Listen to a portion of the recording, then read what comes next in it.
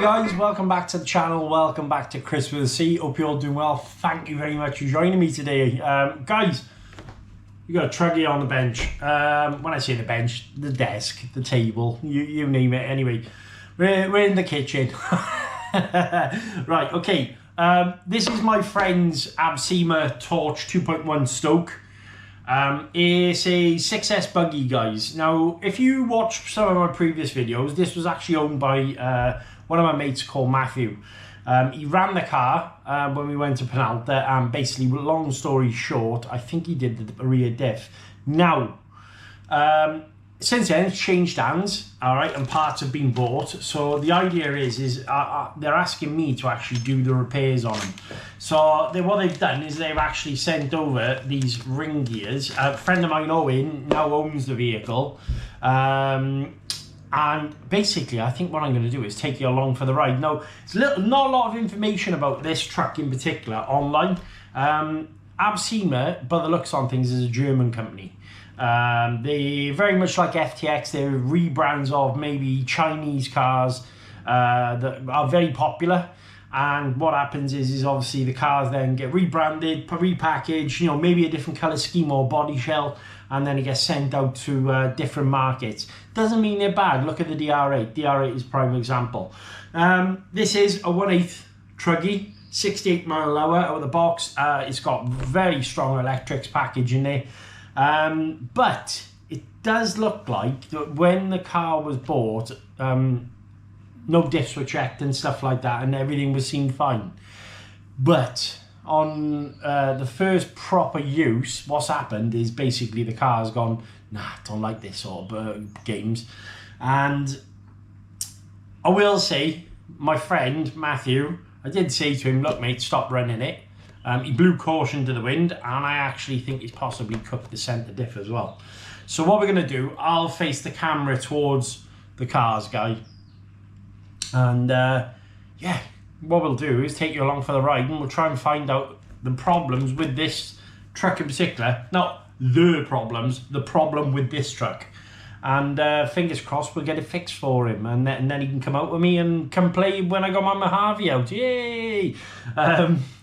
But fingers crossed it's just going to be rear diff, crown gear. As you can see, we got this part there. All right. So they're not expensive. The only issue I do say about Absima is you do have to wait for the parts.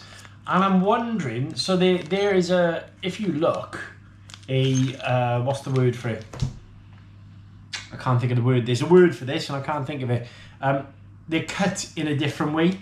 I can't think.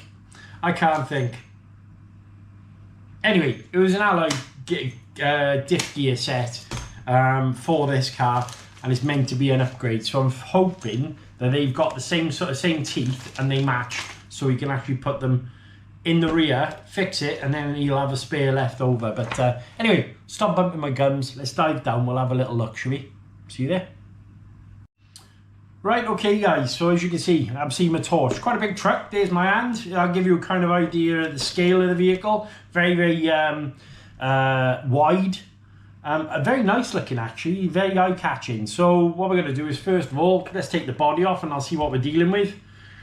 It's a 6S system. It's a Hobby Wing rebranded ESC and motor. Like most things these days, they tend to be Hobby Wing rebrands. And in here they've got the WP8BL150 and a 2400 kV motor, so plenty of power there. Now the issue with that was the car does like to come up on its front wheels very much like this, so a lot of pressure has been put towards that rear diff. What Owen has asked is if I can fix the damage on the rear diff, look at the centre diff and look at the front diff. So what I might do is put you on time lapse while we're doing it, and then that way then obviously I can just draw your attention. But the way we're going to do this is, by the looks on things, this module here actually comes out. There's a screw there and a screw there, so that will then come out and we can actually put the electric somewhere safe. And then flipping the car over on close inspection, we've got 1, 2, 3, 4, 5 6 screws there, and that should hopefully allow me to remove the rear end of the truggy, and then I can actually split the diff open and have a little look what the damage is. So yeah, time lapse, see you in a second.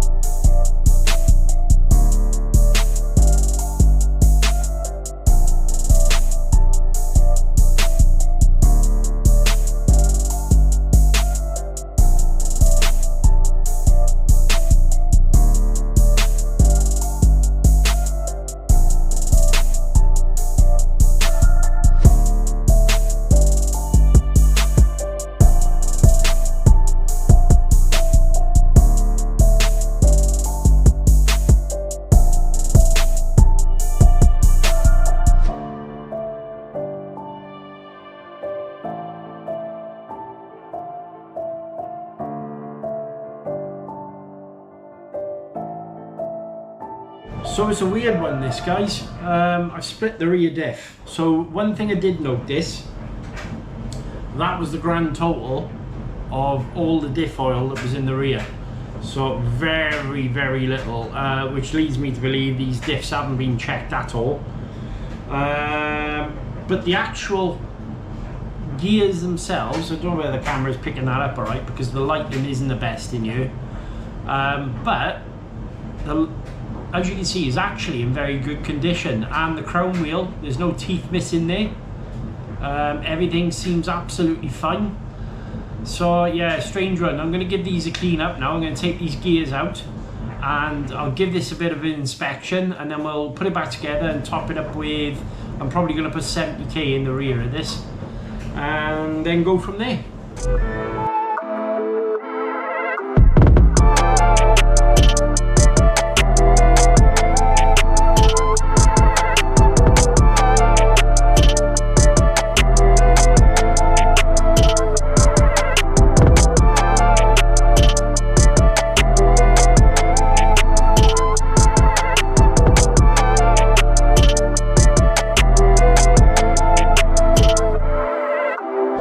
Right guys, so as you can see, I've actually topped up the diffs, and actually the gears are actually perfectly fine. The pins on the sun gears, no problems at all. I've got no issues with this rear diff, so I'm going to put this back together. Everything works as it should. I've topped it up now with 70k. So what I've actually done is I've got 100k here and 30, and I've just diluted the two together to make 70, because I've actually, well, it looks on things, run out of 70 anyway. So yeah, mix the two together, that makes 70k, which is absolutely fine. As long as you kind of get your measurements right, that's no problem at all. But yeah, pop that back in now, make it all nice and smooth, and then we'll put the rear end back together, and then we'll concentrate on the centre diff.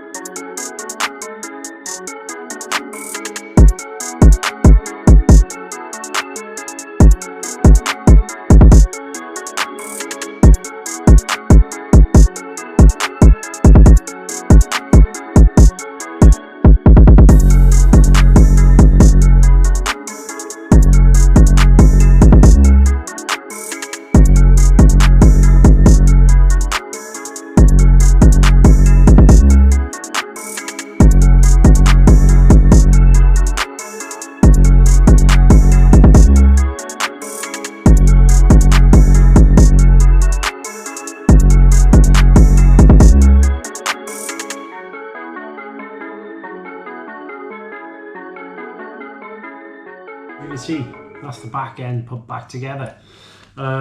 Diff now feels a lot smoother. If I hold that by there, as you can see, everything seems to work quite well. One of the unusual things I've noticed on here, guys, is Absima, the way they designed this car. These front hubs, these rear hubs are actually identical to the front hubs. The only main difference here, all right, is these fixed links obviously aren't attached to a Ackerman. So the back end is actually identical. So if you did break the front, you could order a set of rears or whatever. I mean, I've never seen anything like that before, to be honest with you. But it's quite a good, it's a good thing really, because you can have a set of 4, let's say, spares, and if you broke, let's say, a rear hub, it doesn't matter which one you're putting on, because they're all the same. They're actually designed absolutely symmetrical front and rear. So it's quite a nice little design key there. So yeah, the back, we noticed no issues, all right, with the actual rear diff. There wasn't an issue in there at all. As I say, it did need servicing. There wasn't any diff oil in there at all, which leads me to believe that obviously this wasn't checked over before use. And I'm hoping now that obviously it isn't going to be catastrophic in the centre. You possibly maybe just needs a service, or we can actually find out what's going on. But that's the rear end of the car done. So what I might do here is keep this off a second to make things easier working on the front, and we'll go from there. Yeah, see you in a sec. So what I did do off camera, guys, is actually I put the rear diff and the rear suspension and the whole of the rear of the car back on, pure and simply because what I didn't want to do is start mixing up screws. If you watch any of my videos, you know that I've got a routine that I normally do, and I put everything in my little ice cube tray and keep things tidy. We're going to remove a centre now. From what I can see here, it's quite easy to do. 1, 2, 3, 4, and that should pop out, and then we can actually have a look at that. So I'll tell you what we'll do while we're on camera now, is let's just take these screws out.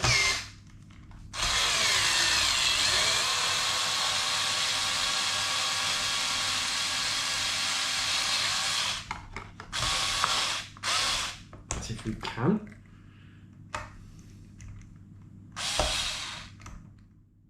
Are they 2.5s? No, it looks like they're 2s. Okay.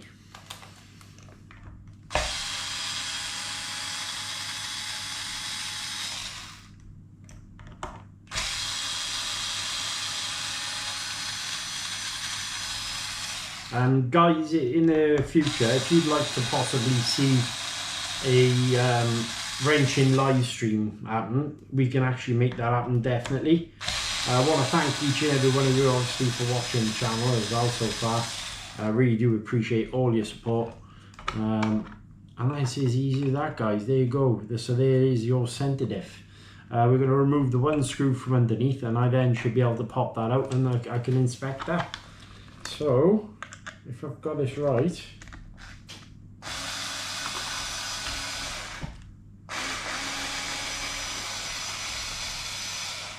actually looks like there's 3 screws.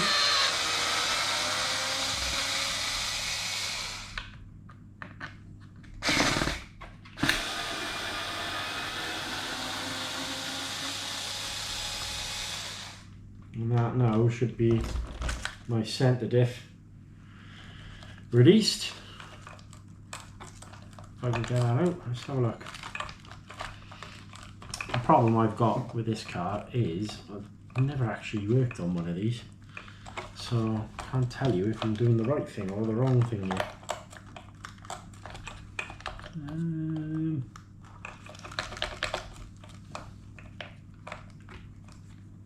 Okay, so it might be that I need to release the motor mount. Have a look. 2.5. Is that? No, that's your battery trays. So these 2.5 screws there will actually release them.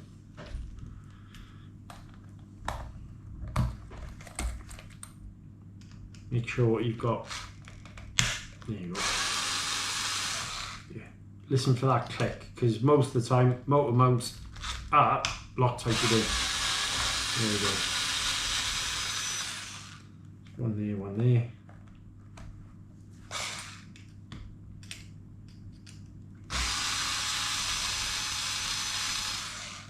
And that is my diff, my motor and everything, yeah, all loose. Right, okay. And it actually gives me a bit of a chance to clean the chassis at the same time. So put that over there. So keep the drive shaft tidy. Small one at the front, big one at the rear. And we'll clean the car in a moment. Let's have a little look what's going on here, shall we? Okay. Ooh, okay, so to me, yeah, centre diff is knackered. Okay, so that tells me, okie dokie, yeah, that doesn't feel good. Doesn't feel good at all. Motor feels fine, everything's fine in that sense. Let's split it open and have a look exactly what's happened, because that centre diff feels cooked to me, if I'm quite honest with you. Right, so I've got the centre diff split, guys, as you can see. Make sure you're keeping all the parts in one place. First things first I've noticed is the centre diff. As you can see, it's more of a metallic-y colour. And I got a feeling that this is actually either some of the gears are broken somewhere, or it might only just be one of the pins snapped. And if it is one of the pins snapped, we can actually do something about it. I mean, it's not catastrophic failure. It is only a case of ordering parts, but if you turn that, technically them gears should turn, as you can see, but it's not. So what we're going to do now is strip that, and we'll have a quick look then to see the state of play when it comes to the actual diff. Make sure you're keeping sort of an inventory of where all your parts and everything go. Get yourself a piece of clean paper, and when you're stripping stuff down, you'll know then where each part goes, and also you know, it's good to be organized, guys. So let's see, let's get this gear out.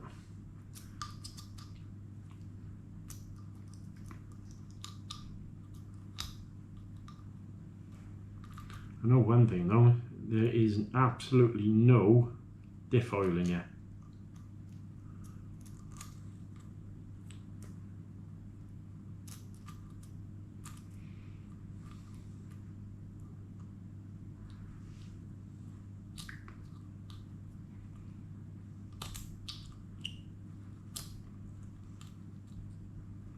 As you can see, it's just like a metallic-y mush.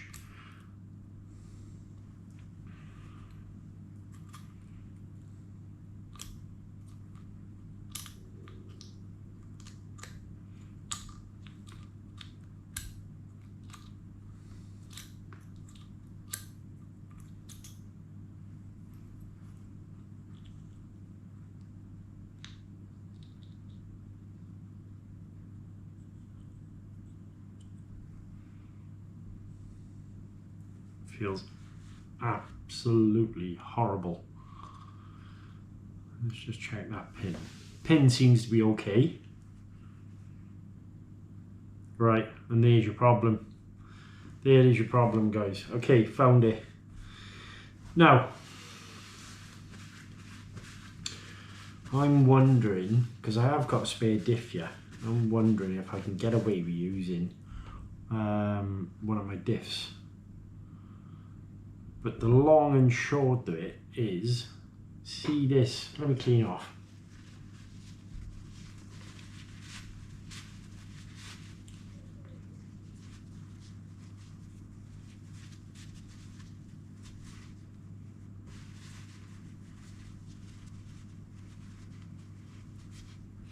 Okay, these gears have all worn away. See that? Now there's meant to be teeth on there. There's absolutely no teeth at all. So what's happened? Because the lack of diff oil in here, it's got very, very hot and actually melted the teeth off there. Now I'm gonna pause the video in a second to see if I've actually got a spare one of these so I can actually put this diff back together. But I'm pretty sure that I could actually salvage something new, definitely. But for me, that was the reason, 110%. There's meant to be teeth on there and that's completely flat, so it's all smooth.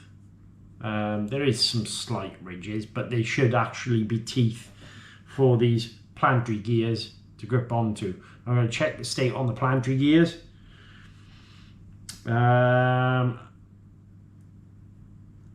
And actually this side seems pretty good, but yeah, it's all a bit of a mush, to be honest with you. So I'm going to check my spares now.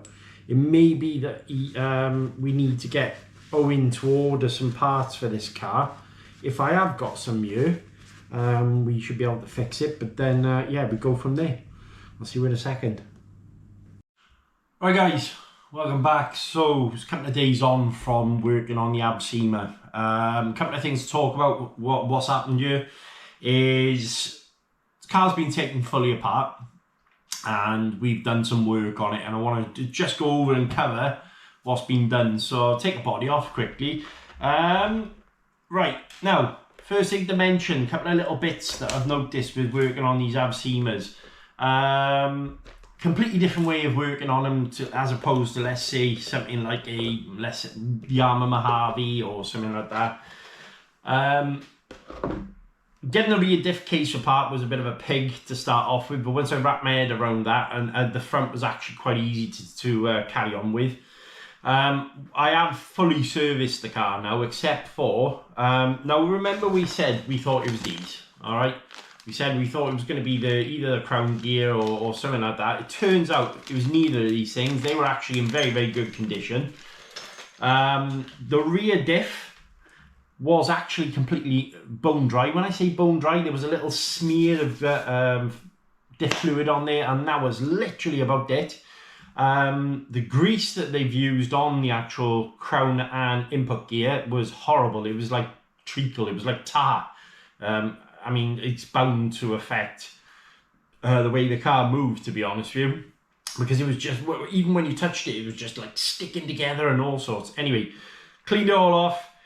In the rear diff, what did I put in the rear diff? Oh yeah, I put a little bit of 30,000 in there, and then topped it up with 100k. So I was aiming for around about the 70 mark. The rear diff feels much better now.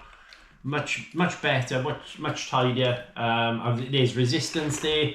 It feels all nice.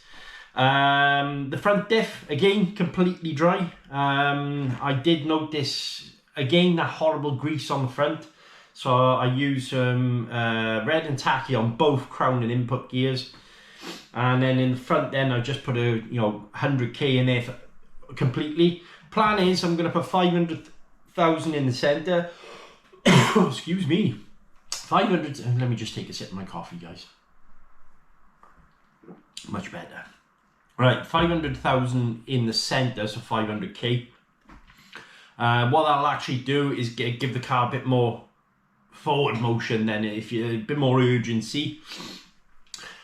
Now, one of the things to mention here I noticed with the car was I then thought, well, right, okay, if the diffs are in bad shape, technically bad shape, should we say, they were dry. I thought, well, right, let's give the shocks a go. We'll give the car a complete clean. I'll check over the Ackerman and everything, put some grease where it needs to be. Rear shocks, completely empty. So I noticed when this car was going, and it will do because there was no shock fluid in there, but what was happening is the back end of the car was dipping down and it was causing the car to come up all the time. Now don't get me wrong, it is quite like this, but there wasn't any resistance. So when the car obviously tucks and goes, there was nothing really there to push the car back up. So I put 800 in the rear shocks, and then in the front end I thought, well, the front end's quite light, so obviously it's nice to have it kind of duck in as you're braking and stuff like that. So I put 600 in the front. Checked over all the bearings, everything's fine. It hadn't really been run enough for this, but the front and rear diff was absolutely fine, no issues at all. Apart from being bone stock dry. As you can see, it's all nice and clean inside now, so that's all been done. Put the car back together for now. Spoke to Owen. Him and Matthew have sort of worked out between themselves, obviously, about getting that centre diff replaced. Now, I tried looking for so my thoughts on these is getting the parts for this vehicle in particular is quite hard. The option was Model Sport, which actually sold this car anyway. No fault to them. I'm not blaming anyone. But what I will say was actually ordering the parts and finding them in the right place was hard work. So the centre diff needed the bevel gears, right? So you got 2 sun gears on the outside and planetaries in the middle. And these two are completely worn away, as I showed you. So I thought, well, if you can order a set of gears for the diff case, brilliant. Turns out it was harder work than actually, if you ordered the diff gears by themselves, they worked out more expensive than actually buying a complete diff for the 6S vehicle. And you've got to also be careful because there's 2 different diffs actually. One is for the 4S and one's for the 6S. So obviously make sure, especially with this one, he's got the 6S package in there, make sure that you're actually buying the 6S centre diff, unless you're going to be running it on full. But me personally, I would always try and beef it up a little bit anyway. So make sure. Turns out that the centre diff was cheaper to replace as a whole unit than it was to actually buy the gear in. Made no sense at all, to be honest with you. Now that's coming, I believe that's coming from Model Sport. The idea is obviously now I've done all the work on the vehicle. All I need to do is remove his centre section. And there was 1 screw there and 4 on top here. In fact, 1, 2 to actually remove the electronics, and then you got 1, 2, 3, 4, 5 there. That then comes out, you're able to access the diff, no problems at all. And what I'll do then is, like I say, I'll top up a cent with 500. But it's a funny old vehicle, this, because actually, and like I mentioned previously, what I actually noticed was these front sections, and it's probably to do with the manufacturing process, the front section is actually symmetrical to the rear. Completely same. There's no differences between the two. But the only thing that you've got on the front is the Ackerman. So you've got the Ackerman coming off the steering linkage here, and then obviously these turnbuckles turn the wheels. On the back is obviously just fixed turnbuckles with no Ackerman, but they're identical. So that could be a good thing in the sense of if you're hunting for parts, I would imagine the back and the front are going to be identical. So that's a good thing. Servo, I haven't looked what the servo is. Myself personally, I would always prefer, but then again, this truck, I noticed when it's running, the front wheels are up in the air anyway, so maybe run it until the servo dies and then maybe upgrade further from there. But I do like the platform. It's got potential. It was just a shame, I think, personally, that stock availability here in the UK is hard work to get hold of, and also there doesn't seem to be many upgrades for it. But then again, it is a 6S vehicle. Shocks, I'm not sold on those, because what I did notice is on the front here, this shock was actually leaking over the wishbone. So there's inherently an issue with these shocks. I have tightened them up as much as I can. I thought there's this collar down the bottom here, and I thought that collar was actually loose. So I have tightened that up. I'm gonna judge it now and basically to see if there's any leakage or anything like that, and then go from there. But yeah, I mean, this should work brilliant for Owen. And it's a shame that it went on Matthew, to be honest with you, but fingers crossed. It was just a little update, guys. What I'll do in the next part of the video now is obviously I'll service the centre diff, the new one that comes, plonk down the car, and then we'll go from there. But see you in the next part. Right, guys, so I was going to actually record the replacement of the centre diff in this video, but I think it depends on how long it's going to be. So I think what I will do now is wrap up the end of this video, and then I'll do a part 2 of replacing the centre diff, and then fingers crossed we'll give it a quick grip just to show the difference, and it should all be done. Everything should be sorted then. So, but yeah, I want to thank each and every one of you for liking, sharing and subscribing, guys. We're on the cusp of hitting the 1k.